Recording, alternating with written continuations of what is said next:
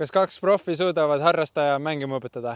Oleme siis Dendros. Ja see on osa minu väljakutsest teha terve ring nii, et ma ei saa ühtegi poogit. Lisamotivatsiooniks on eriketasi 4 piletit Euroopa Discgolfi festivalile, kui teen enda väljakutse ära. Avadraiv kuskil 95 meetrit ja võib sinna paremale poole visata, seal pole OB-d. Lähenemine täitsa hea ja võtsin siit isegi pördi, ise olin ikka väga uhke selle üle. Nägin ka profide ilusat tagantkäe tehnikat ja kuidas nad lihtsalt ilma suurema vaevata pördid said. Tänu neile nägin ka ära, kus tuul on ja sain viimased näpunäited. Ära nüüd lihtsalt Mando missi pane. See on nüüd okei. Ja. Silver ütles, et ma tuult ei kardaks, aga Mando posti küll kartsin ja läksin väga suure kaarega. Aga sealt on vaja ainult hea lähenemine teha ja siin ongi Kaspariga vaidlesime ja ta ütles, et ma ikkagi eestkäega läheneksin. Ja siis läkski kotti tagasi putter ja võtsin siis keskmaa ketta, et korvile läheneda ja vaatame.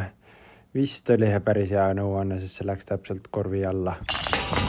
3. rajal näidati mulle täpne vise ette, et tee ainult järgi ja vaatame, kas ma saan sellega hakkama.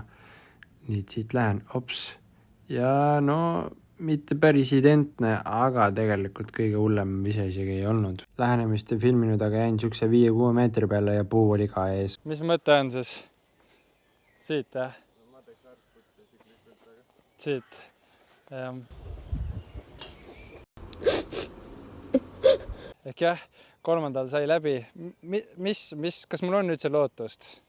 No siuke sähvatus oli, ma arvan, et siin natuke pead punnida, siis tuleb kindlasti ära lähiajal. Lühimäng.